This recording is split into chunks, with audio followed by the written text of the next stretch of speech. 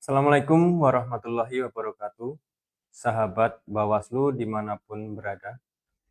Dalam rangka kesempatan ngabuburit pengawasan kali ini, saya akan menyampaikan tentang puasa hoax. Dengan semakinnya berkembangnya teknologi saat ini, salah satu dampak negatif adalah banyak tersebarnya berita hoax. Peredaran berita hoax di media sosial merupakan sebuah fenomena yang amat sangat meresahkan di masyarakat. Berdasarkan data Badan Pengawas Pemilihan Umum Republik Indonesia, sebanyak 341 dugaan pelanggaran konten internet dan untuk jenis dugaan pelanggaran berita bohong memiliki jumlah sebanyak 5 konten. Berdasarkan data dari Mavindo, hoax yang terjadi sejak Januari sampai Desember 2023 sebanyak 2.330 dan sebanyak 55,5% merupakan hoax politik. Sahabat Bawaslu semua, berita seharusnya berisi suatu fakta yang nyata, benar adanya, namun saat ini berita sudah terbumbui oleh kepalsuan atau kebohongan yang disebut dengan hoax. Media sosial merupakan tempat atau wadah untuk seseorang mengemukakan pendapat serta menyuarakan pikirannya. Mengapa masih terjadi penyebaran berita bohong?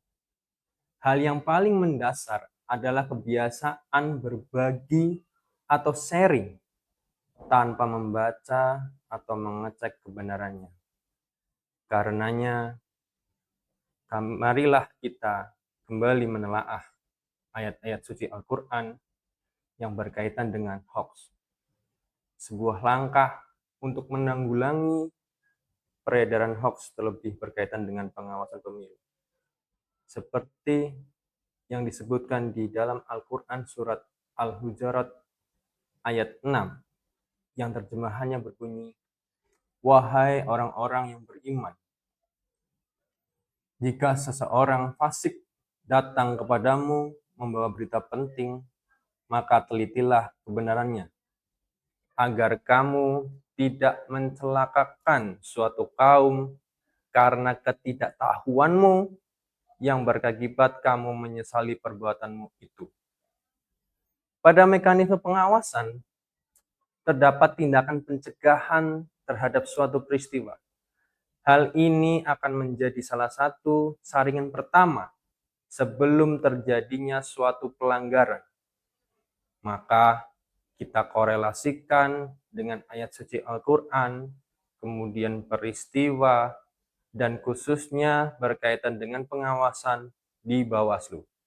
Apabila di masa tahapan pemilu atau pemilihan yang akan datang, menerima suatu berita, maka jangan sekali-kali langsung mempercayai berita tersebut.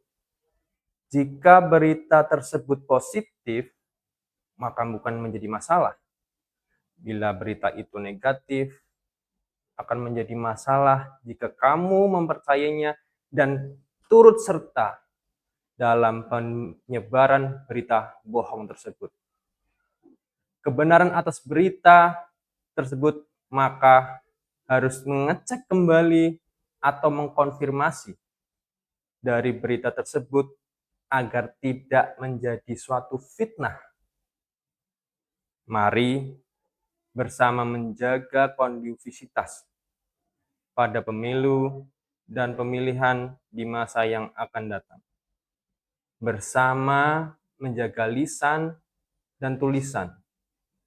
Di momentum Ramadan saat ini, tentunya menjadi refleksi kita bersama, memahami kaidah dan faedah dari apa yang kita posting, dari apa yang kita tulis di media sosial, agar tidak terjadi pelanggaran peraturan perundang-undangan dan menciderai batin orang lain. Mari tumbuhkan rasa cinta, kasih, dan menghargai sesama.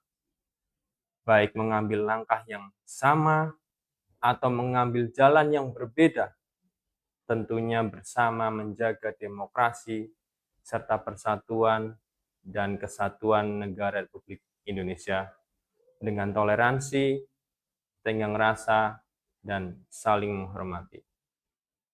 Wabillahi taufiq wal hidayah, wallahul muwaffiq ila aqwamit thoriq. Wassalamualaikum warahmatullahi wabarakatuh.